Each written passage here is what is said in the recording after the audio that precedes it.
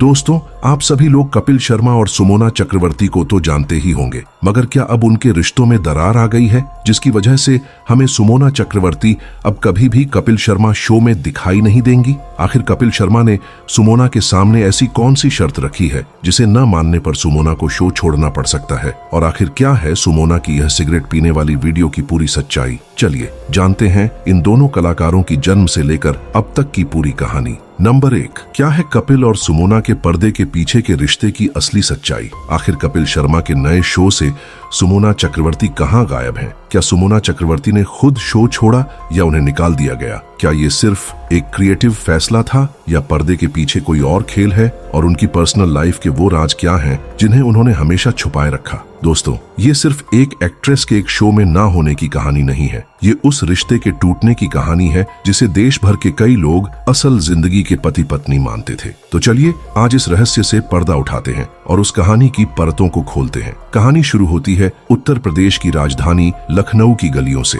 जहां 24 जून 1988 को सुमोना चक्रवर्ती जन्म हुआ। उन्होंने अपनी शुरुआती पढ़ाई लखनऊ के प्रतिष्ठित लोरेटो कॉन्वेंट स्कूल से की। बाद में उनका परिवार मुंबई आ गया, जहां सुमोना अपनी बाकी की पढ़ाई पूरी की। आपको जानकर हैरानी होगी कि एक्टिंग में आने से पहले उन्होंने मुंबई के जय हिंद कॉलेज से इकोनॉमिक्स में ग्रेजुएशन किया था। ये दिखाता है कि सुमोना के पास एक मजबूत एकेडमिक बैकग्राउंड था और वह सिर्फ ग्लैमर के पीछे नहीं थी, लेकिन किस्मत को कुछ और ही मंजूर था। सिर्फ 11 साल की उम्र में उन्हें एक ऐसा मौका मिला जिसका सपना हर कोई देखता है। 1999 में उन्होंने आमिर खान और मनीषा कोइराला की बड़ी फिल्म मन में एक बाल कलाकार के रूप में काम किया। यह एक शानदार शुरुआत थी। सालों बाद जब सोशल मीडिया पर इस फिल्म की क्लिप वायरल हुई तो सुमोना ने खुद इसकी पुष्टि करते हुए बड़े प्यारे अंदाज में लिखा, मैं सिर्फ एक बच्ची थी यार। मन जैसी बड़ी फिल्म में काम करने के बाद आप सोचेंगे कि उनका करियर रॉकेट की तरह उड़ गया होगा, लेकिन ऐसा नहीं हुआ। सुमोना ने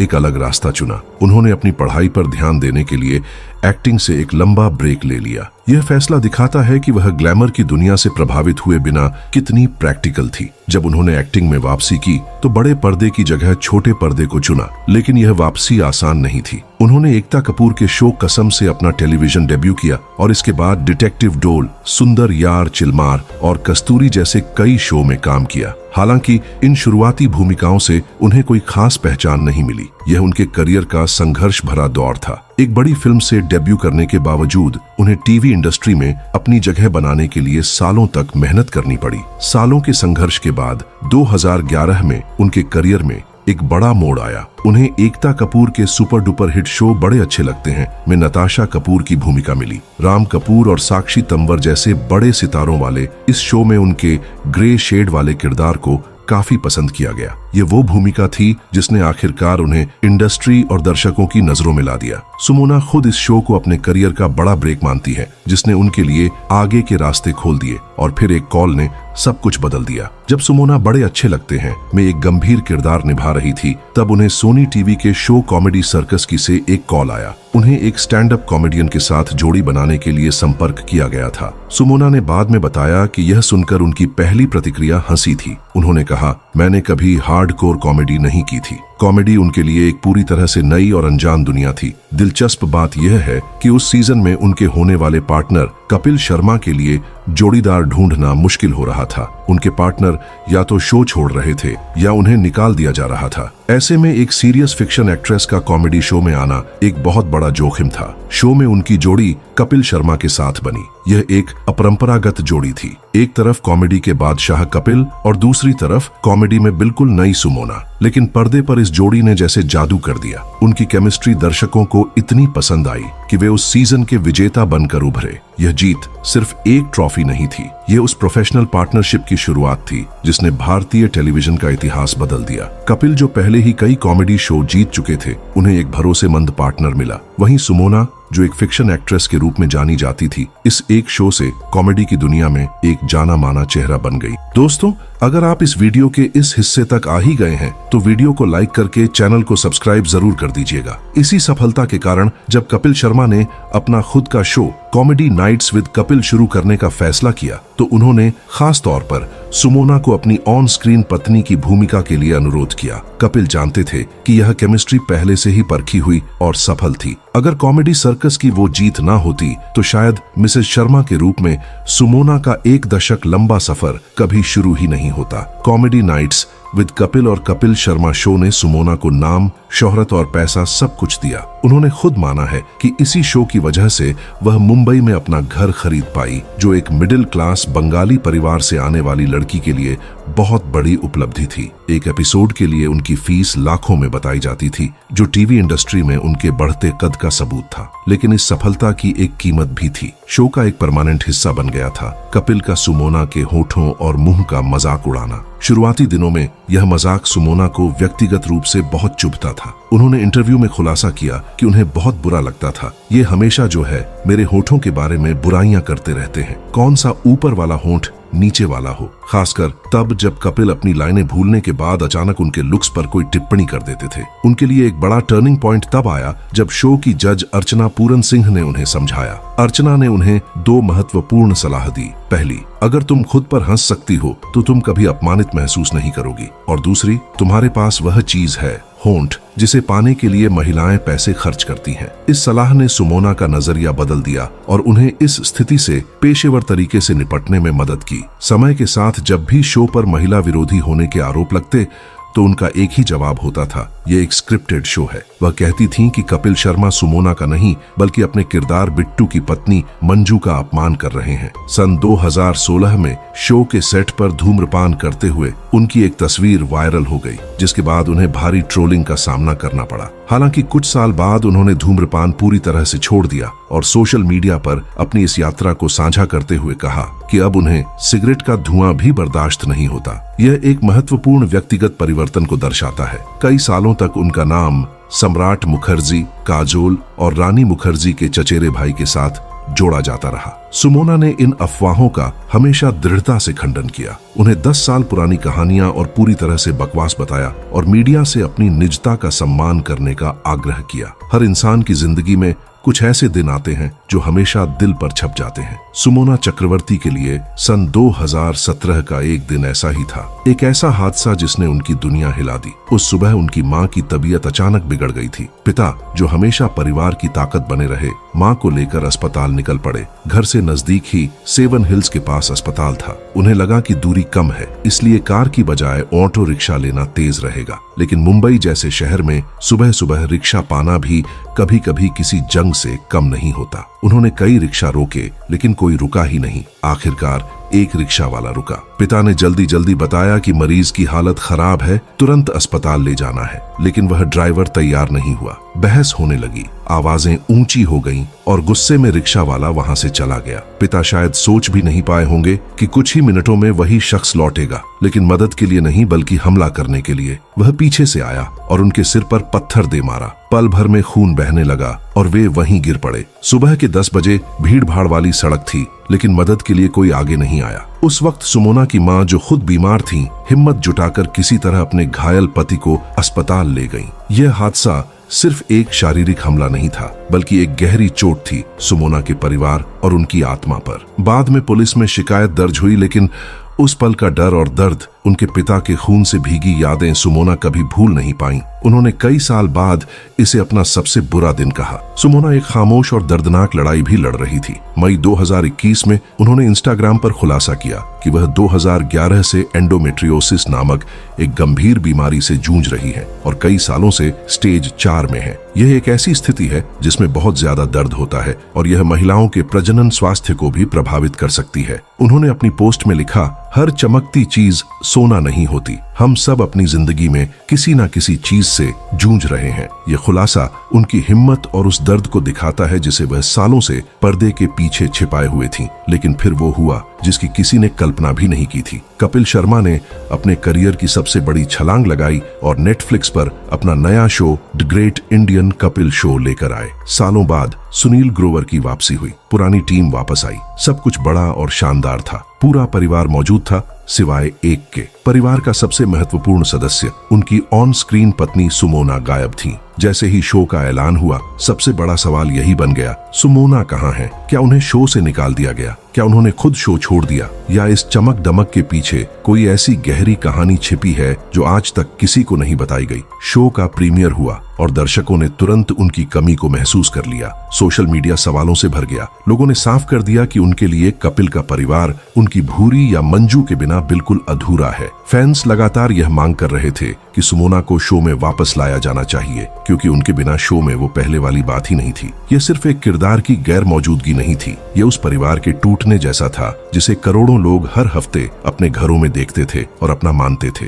अब कहानी में ट्विस्ट यहाँ से आता है। जब सुमोना से इस बारे में पूछा गया तो उन्होंने बहुत ही सधा हुआ और प्रोफेशनल जवाब दिया। उन्होंने कहा कि उनके पास कोई जवाब नहीं है। उन्होंने कहा कि पिछला शो जुलाई 2023 में खत्म हो गया था और उसके बाद सब अपनी अपनी जिंदगी में आगे बढ़ गए, अपने अपने प्रोजेक्ट्स में व्यस्त हो गए। उन्होंने इस बात पर भी जोर दिया कि उनके और कपिल के बीच कोई मनमुटाव या लड़ाई नहीं है। हद तो तब हो गई जब एक इंटरव्यू में उन्होंने कह दिया, मैं शो को मिस नहीं कर रही हूँ। उन्होंने यह भी साफ किया कि कपिल के साथ उनका रिश्ता हमेशा से ही प्रोफेशनल रहा है। लेकिन क्या कहानी इतनी सीधी है? पर्दे के पीछे की खबरें कुछ और ही बयां कर रही थीं। कई मीडिया रिपोर्ट्स और अंदरूनी सूत्रों ने दावा किया कि सुमोना को इस फैसले से बहुत बड़ा धक्का लगा था और वह नाराज और अपसेट थी। रिपोर्ट्स के मुताबिक उन्हें पूरी उम्मीद थी कि उन्हें भी नेटफ्लिक्स के नए शो में शामिल किया जाएगा, लेकिन उन्हें कपिल की तरफ से कभी कोई कॉल ही नहीं आया। यह भी कहा गया कि उन्हें ऐसा लगा कि शायद शो में उनके लुक्स,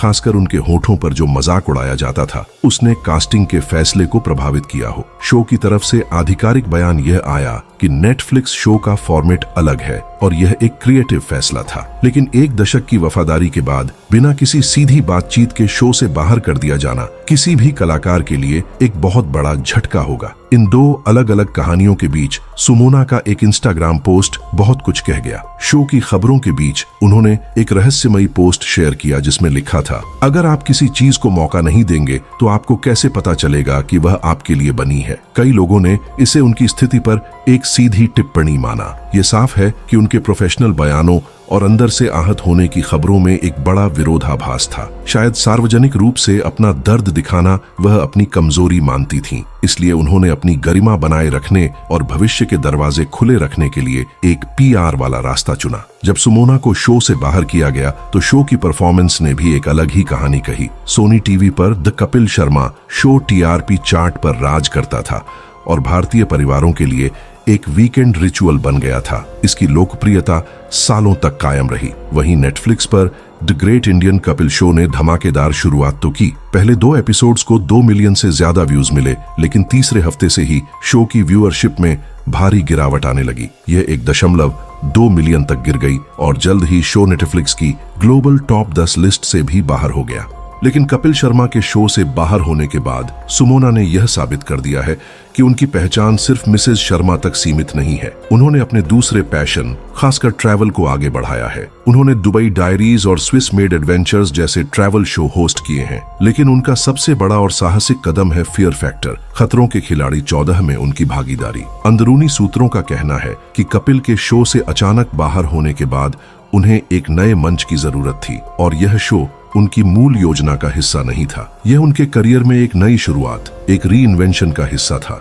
नंबर 2, दोस्तों, आप सभी लोग कपिल शर्मा को तो जानते ही होंगे, मगर क्या आपको यह पता है सुनील ग्रोवर की एक छोटी सी गलती पर कपिल शर्मा ने उनको सबके सामने जूते चप्पलों से मार मार के उनके मुंह को लाल कर दिया था। कैसे कपिल, एक गरीब घर का लड़का जिसके पास न खाने को पैसे थे और न पहनने को ढंग के कपड़े थे, पैसों की इतनी कमी थी कि जब कपिल मात्र 10 साल का था तब उसके पिता कैंसर का ढंग से इलाज न हो पाने की वजह से तड़प तड़प कर मर गए। पिता की मृत्यु के बाद कपिल के घर पर गरीबी का पहाड़ टूट पड़ा था। कुछ लोग तो ये भी कहते हैं कि पिता की मृत्यु के बाद कपिल की मां ने रोड पर भीख मांगकर कुछ दिनों तक अपने बच्चों का गुजारा किया था। जानेंगे कपिल की गरीबी से लेकर इंडिया के सबसे बड़े कॉमेडियन बनने तक की पूरी कहानी। और आखिरी में ये भी जानेंगे कि खालिस्तानी आतंकवादियों ने कपिल शर्मा के कैफे पर क्यों हमला किया। क्या उनका टारगेट कपिल शर्मा थे या उनकी पत्नी? जानेंगे सब कुछ इसी वीडियो में। दोस्तों, कपिल का जन्म 2 अप्रैल 1981 को अमृतसर, पंजाब में एक मिडिल क्लास फैमिली में हुआ था, जहां उनके पिताजी पंजाब पुलिस में एक कांस्टेबल की जॉब किया करते थे।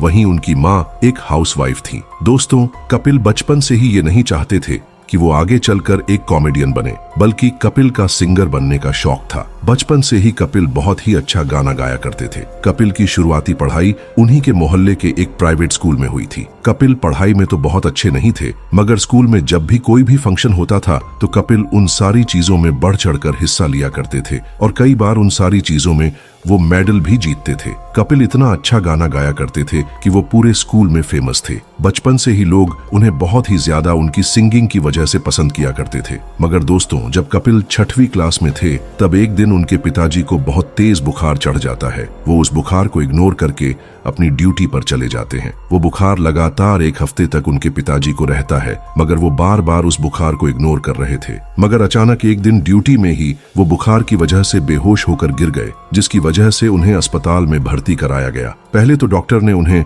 नॉर्मल बुखार की दवाई दी, मगर 1 हफ्ता तक लगातार वो दवाई खाने के बाद भी उनकी तबीयत में कोई भी सुधार नहीं हुआ। तब डॉक्टर ने उनका बढ़िया से सिटी स्कैन और ब्लड टेस्ट किया, मगर जब ब्लड टेस्ट की रिपोर्ट आई तो सब कोई हैरान हो गया। डॉक्टर ने कपिल के फैमिली को बताता है कि कपिल के पिता इस समय कैंसर के 3rd स्टेज में हैं और इनको कोई ऐसा वैसा कैंसर नहीं बल्कि ब्लड कैंसर हो चुका है, जो कि बहुत ही ज्यादा खतरनाक होता है। दोस्तों, अगर कैंसर स्टेज 1 और स्टेज 2 में डिटेक्ट हो जाए तो उसे बहुत आसानी से मिटाया जा सकता है, मगर जब कैंसर स्टेज 3 और 4 में चला जाता है तो वहां से पेशेंट के वापस लौट के आने की बहुत ही कम उम्मीद होती है। और कपिल के पिता को भी स्टेज 3 का कैंसर हो गया था, जिसमें बहुत ही ज्यादा पैसा लगने वाला था। हर महीने कपिल के पिता की दवाइयों पर लगभग 50 से 60 हजार रुपए का खर्च आता था। कपिल के पिता की इतनी बुरी हालत देखकर उन्हें सरकारी छुट्टी मिल गई थी, मगर पैसों की तंगी बहुत ही ज्यादा हो चुकी थी। हर महीने 50 से 60 हजार रुपए जुटाना उनकी मां के लिए बहुत ही ज्यादा मुश्किल हो रहा था।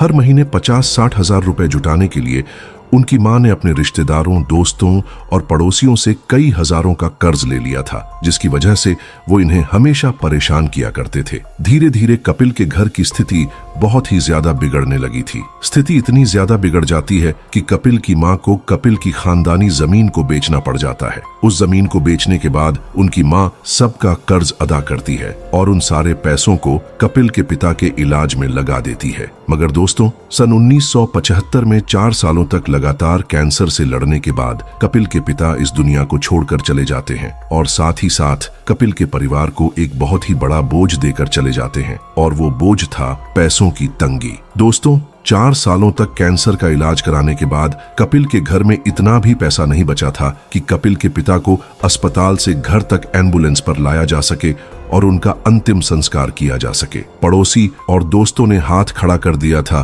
कर्ज देने से, क्योंकि उन्हें पता था कि अब कपिल की मां कर्ज वापस लौटाने की स्थिति में नहीं है। तब कपिल अपने कुछ दोस्तों से कुछ रुपए उधार लेते हैं और अपने पिताजी को अस्पताल से घर पर लाकर उनका अंतिम संस्कार करते हैं। दोस्तों, पिता की मृत्यु का कपिल के ऊपर बहुत ही गहरा और बुरा प्रभाव पड़ता है, क्योंकि कपिल उस समय सिर्फ 10वीं क्लास की पढ़ाई कर रहे थे जब उनके पिताजी गुजर जाते हैं। इसके बाद कपिल के ऊपर बहुत ही ज्यादा घर की जिम्मेदारियां बढ़ जाती हैं। उनकी एक बहन भी थी जो उसी स्कूल में पढ़ती थी। कपिल के घर वालों का अब एक ही सहारा था। दरअसल कपिल के पिता एक सरकारी नौकरी करते थे, जिसकी वजह से उनकी मृत्यु के बाद कपिल की मां को हर महीने 3000 रुपए का पेंशन मिलता था। वही 3000 रुपए में ही कपिल और कपिल की बहन को एक प्राइवेट स्कूल में पढ़ाया जाता था और घर का खर्च भी चलाया जाता था। 3000 रुपए में घर का खर्च न चलने की वजह से कपिल की मां घर घर जाकर बर्तन भी मांजती थी और उससे लगभग 2000 रुपए कमाकर अपने बच्चों का पेट पालती थी। दोस्तों,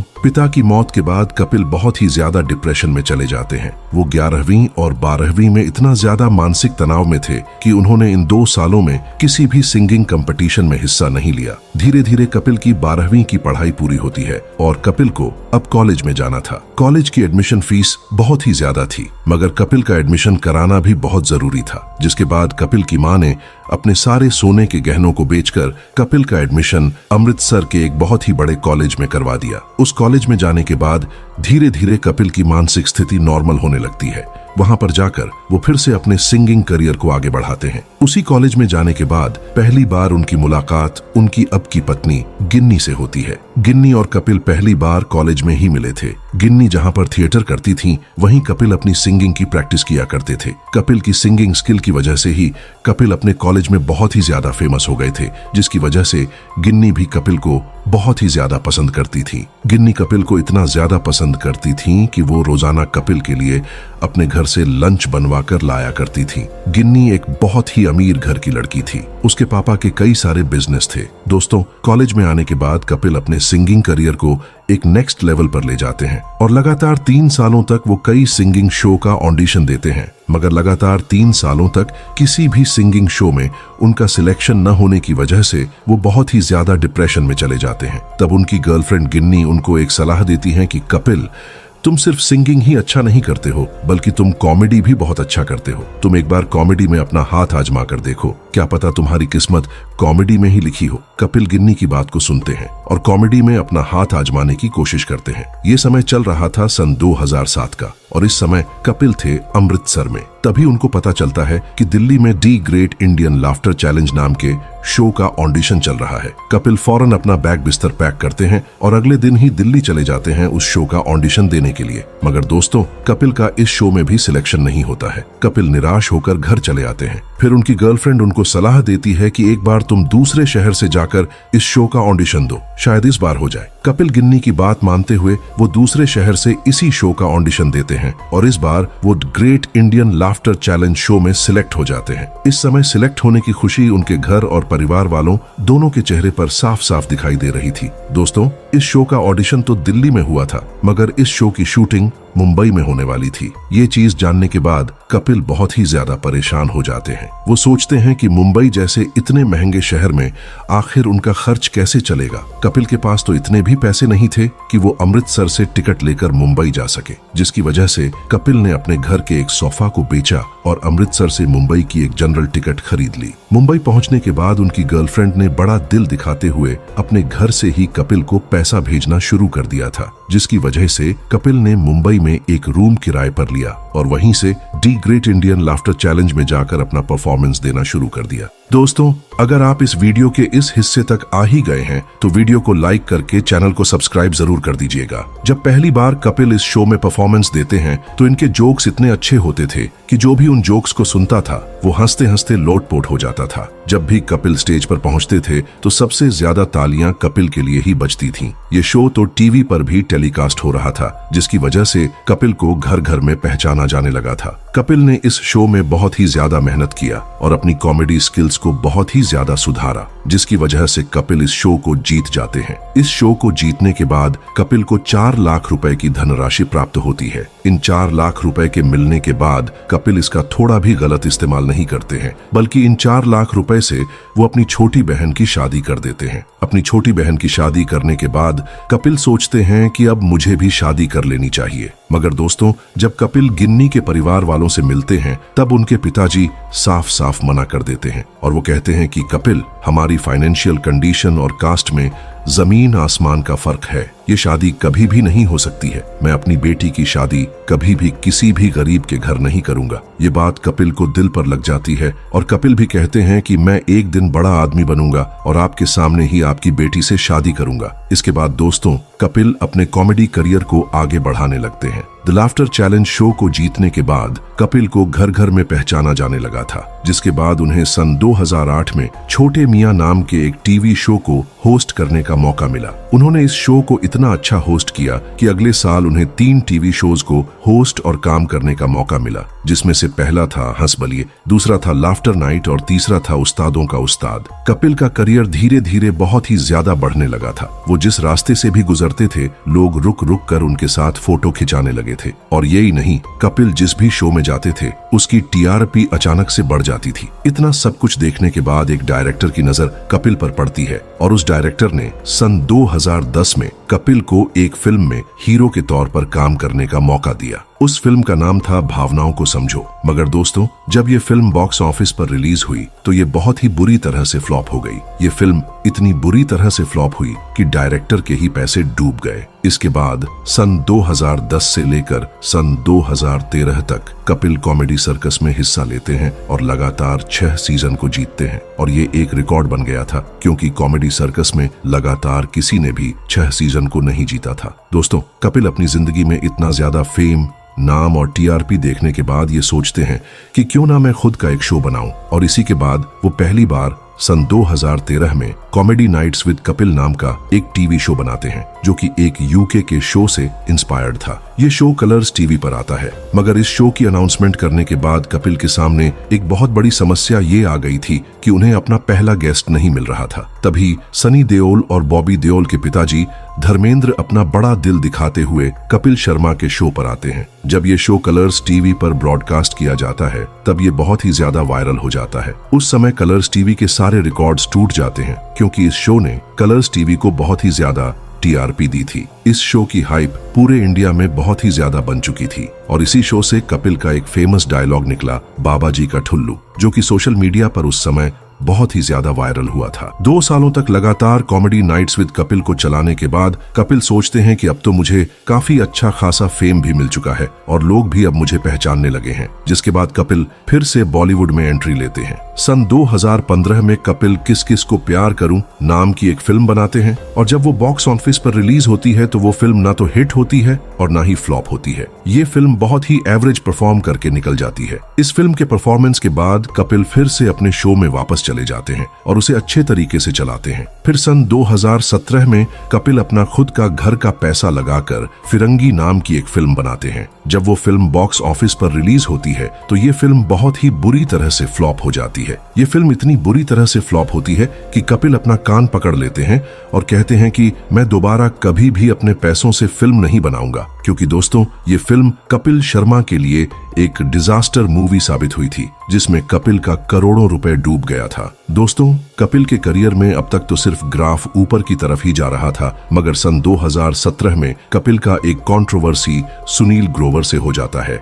जिसकी वजह से कपिल का डाउनफॉल शुरू हो जाता है और कपिल के करियर का ग्राफ एकदम नीचे की तरफ बढ़ने लगता है। चलिए आपको विस्तार से बताते हैं। दरअसल दोस्तों, सन 2017 के आखिर में कपिल के शो में जितने भी लोग काम कर रहे थे, कपिल उन सारे लोगों को एक इंटरनेशनल ट्रिप पर ले जाते हैं और वो ट्रिप थी ऑस्ट्रेलिया की। जब ये सारे लोग ऑस्ट्रेलिया घूमकर वापस फ्लाइट में आते हैं तब फ्लाइट में ही कपिल बहुत ही ज्यादा ड्रिंक करने लगते हैं। वो इतना ज्यादा शराब पी लेते हैं कि वो अपना होश खो बैठते हैं। तभी सुनील ग्रोवर कपिल के पास जाते हैं और उनकी शराब की बोतल को छीन लेते हैं और कहते हैं, कपिल बस इससे ज्यादा मत पियो, ये तुम्हारी सेहत के लिए बहुत ही ज्यादा बुरा होगा। मगर दोस्तों, इस समय तक कपिल के ऊपर शराब का नशा चढ़ चुका था। सुनील ग्रोवर के इतना कहने के बाद कपिल सुनील ग्रोवर को भद्दी भद्दी गालियां देने लगते हैं और कई सारे ताने भी मारते हैं। कपिल कहते हैं सुनील से, तुम्हारे अंदर कोई भी टैलेंट नहीं है, तुम फेमस सिर्फ इसलिए हो क्योंकि तुम मेरे शो में काम करते हो। ये बात सुनील को बहुत ही ज्यादा बुरी लगती है,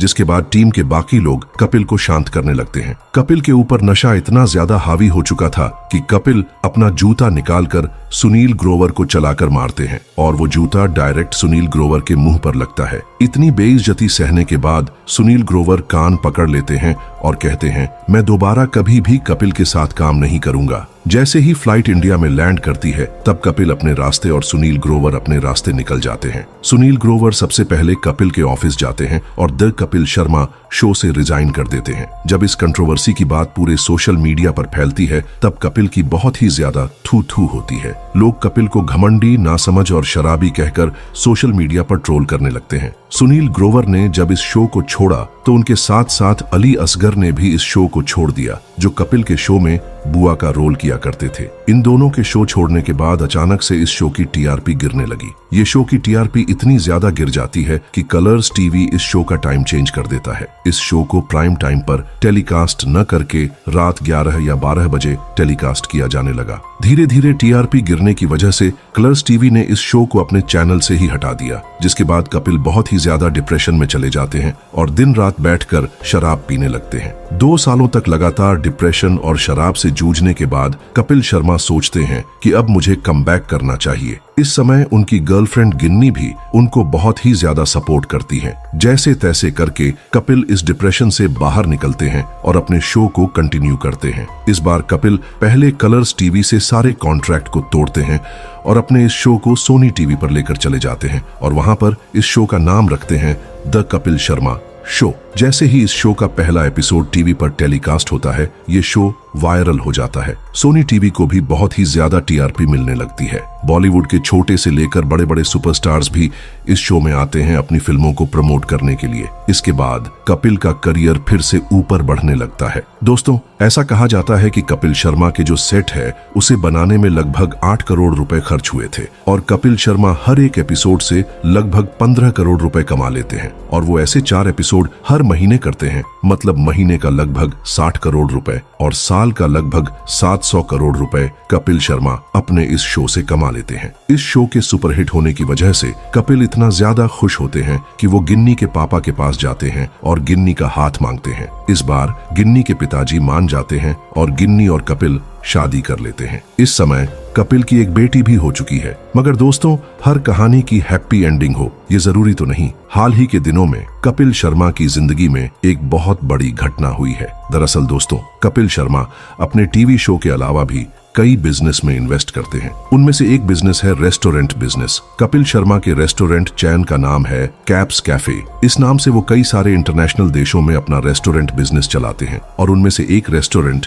उन्होंने हाल ही में कनाडा में खोला था। मगर दोस्तों, इस होटल को खोले हुए मात्र 1 हफ्ता ही बीता था कि तभी उनके होटल पर एक खालिस्तानी आतंकवादी ने रात के समय आकर फायरिंग कर दी। उस समय रात के लगभग 2 बजे थे। उस खालिस्तानी आतंकवादी की गोलियां डायरेक्ट कैप्स कैफे के मेन डोर पर लगती हैं, जो आप साफ साफ देख सकते हैं। इस हमले की जिम्मेदारी हरदीप सिंह निज्जर ने ली है, जो कि एक खालिस्तानी आतंकवादी था। उसने कहा है कि कपिल शर्मा ने एक बार हमारे धर्म का मजाक उड़ाया था, जिसकी वजह से मैंने ये काम किया। इस समय कनाडा पुलिस उस आतंकवादी को पकड़ने में जुटी हुई है।